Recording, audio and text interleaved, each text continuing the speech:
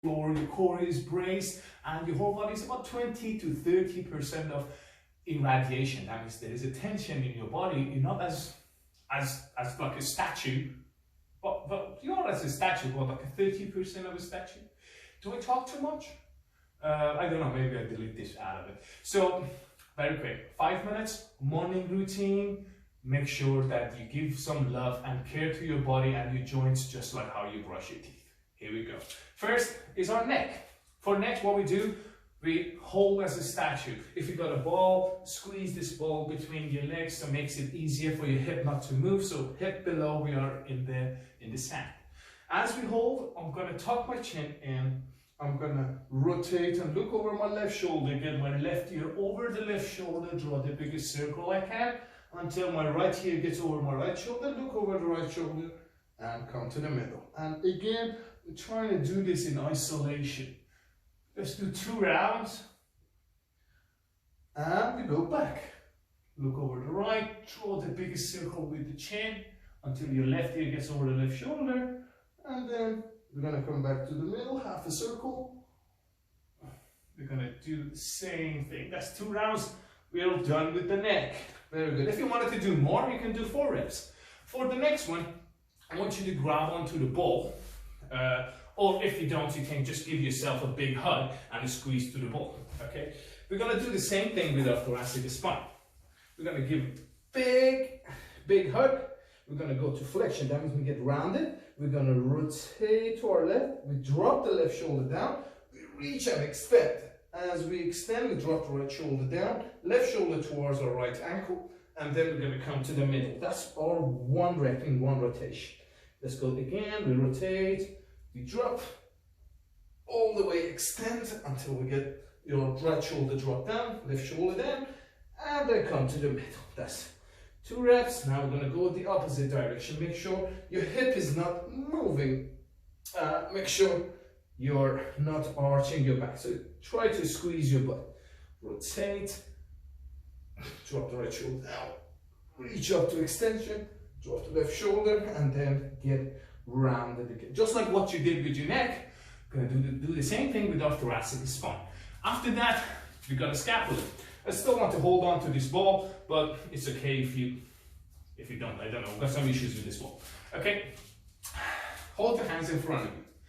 Okay, and imagine you're holding a machine gun. What I want you to do is only move the shoulder blades up, retract them back, press them down, and push them forward. Let's do this 2 rounds. Back, down, and forward. Now the other way around. Up, forward, and down. Again, back, up, forward, and down. Again, make sure the chin is not going forward when arching your back and your hands are in the same position. Next one is the shoulder. Shoulder is a ball and socket joint, so we need to take him to all of his ranges of motion. First thing, we're going to externally rotate the shoulder. That means our biceps are going to look out. We're going to reach up to all the way to flexion. If you feel pain, try to skip that and don't push through the pain. And back again. Rotate externally and then lift up and go to your adduction and bring it down. So if I break this down 1 more round, I'm going to externally rotate, I'm going to go to my abduction, I'm going to go to flexion as far as it goes, then I'm going to rotate from my shoulder. I try to rotate from here and then I'm trying to hide my hand behind me and go as far as I can into extension. And then I go back as far as I can into extension. I rotate. No bend in the elbow. And you should not be rotating your shoulder back and forth. Let's do it on the other side. So if I give you side view again, I'm going to bring this in. I'm going to go all the way up to flexion. I'm going to rotate it internally. Try to hide my hands behind me.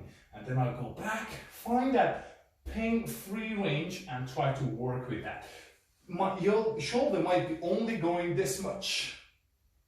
That's absolutely fine. Shoulder might be going only this much. Absolutely fine. Find where is the pain-free range. There should be some pain-free range. If your shoulder is really painful and you can't do any of these, okay, you can skip that. Next one is the elbow.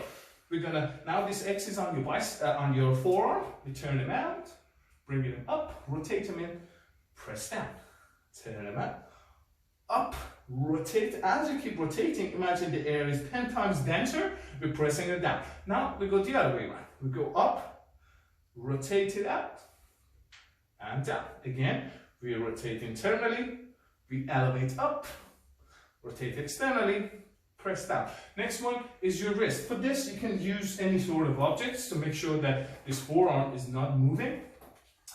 What we're trying to do is, oh, this is quite tough. We're pressing it down, we rotate it in towards the inside of our body, we bring it up, we rotate it out, and then we're pressing it down. Again, we try to work in isolation and see where we stand with our wrist. That's 2 rounds. Then I'm going to rotate it in, and one more. I think I haven't got much time. Might take 6 minutes. Okay, you can do this both hands, so it takes less time for you. One compensation that I do is I shift towards the left, so trying not to let that happen, and try not to move the fingers much.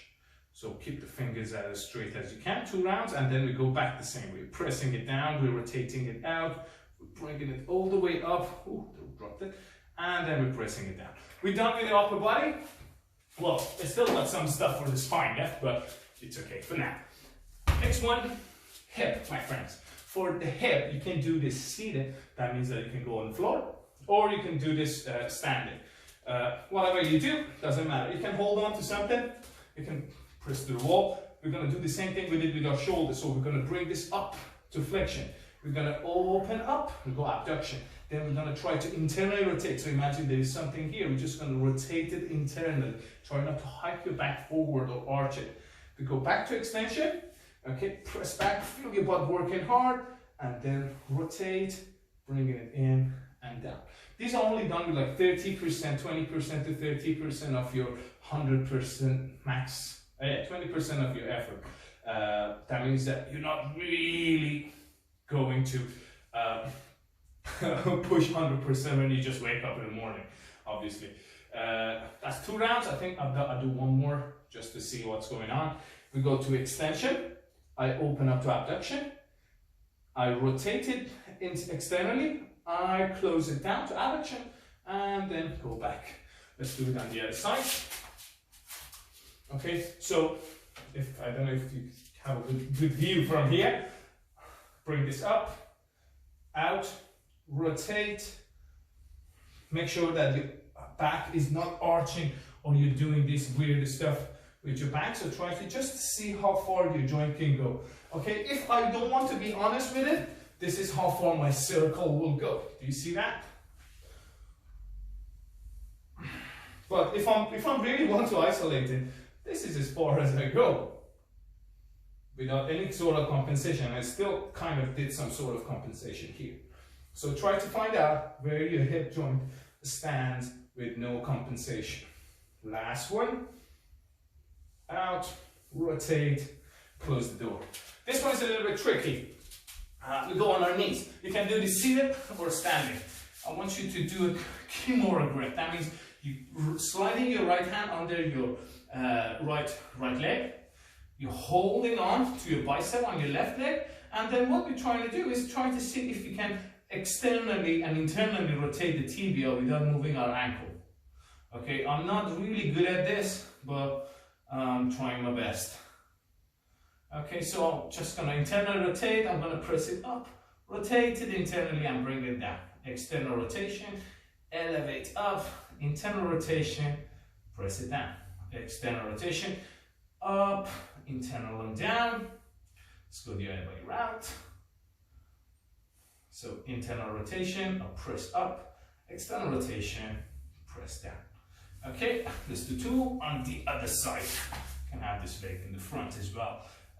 This grip is for you not to hike your knee or hip forward. So you only want to focus on this tibia, on this bone right in front, and then see if you can rotate it. And down. Rotate externally. You're going to go extension and down. Last one. We're going to do the other way around. Internal rotation. We go up. External rotation and down. Internal rotation up. External rotation and down. Last thing we're gonna do, now the ball might come handy, or it may not, or you can just do this standing as well. Hold on to something, keep your leg straight, make sure there's not much movement in your knee and hip. I want you to press the gas down, not much movement in your toe. We're gonna bring it up to dorsiflexion, eversion, press it down to plantar flexion, inversion, up again. So we're gonna do just like what we did with our wrist, we're gonna do it with our ankle. Up and the other way around. These ankle circles is what you can do even when you just sit on the desk and throughout the day. These are actually really helpful to stop you from getting, I think it's virus is some sort of disease that is because of lack of movement. We get quite a lot of it, and ankle circle between ankle cars are really helpful for that. So we're going to do it in the left leg, press down to plantar flexion.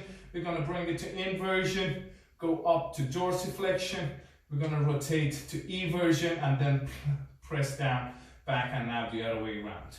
Okay, so press down to plantar flexion, eversion, up to dorsiflexion. Last thing we're going to do, I think this is some of your favorites, is our toes. So as we're pressing everything down, squeezing our butt, I just want you to lift your big toe up. See if you can do that. You might find out that your fingers are doing a lot of weird stuff. This is normal. And press the big toe down, and I want you to lift the small ones up. Okay, and then one more time, we lift the big ones up. Don't hike. Make sure that this side of your foot stays on the floor. And then again, the other way around. Here we go. And the last thing we're going to do is a Mexican wave toenail thingy. And then I think I'm almost done with you. So first we're going to lift the big toe up. Then the number 4, number 3, number 2, and number 1. And now we're going to bring the number 1 down, number 2, number 3, number 4, and then the big toe. Okay, and I think if I'm right, and I haven't done this done in 6 minutes, it's probably taking longer. Last one is a cat-camel segmentation. That means, I don't know if you can see me here, I hope you can. First we're going to start tilting the pelvis, and then extending the rest of the body. And then again, we're going to start with that side of our butt, tilting the pelvis in. So here we go out, and then we tilt it in. Okay, so extend with the rest of the spine, flex, and the rest goes. Extend,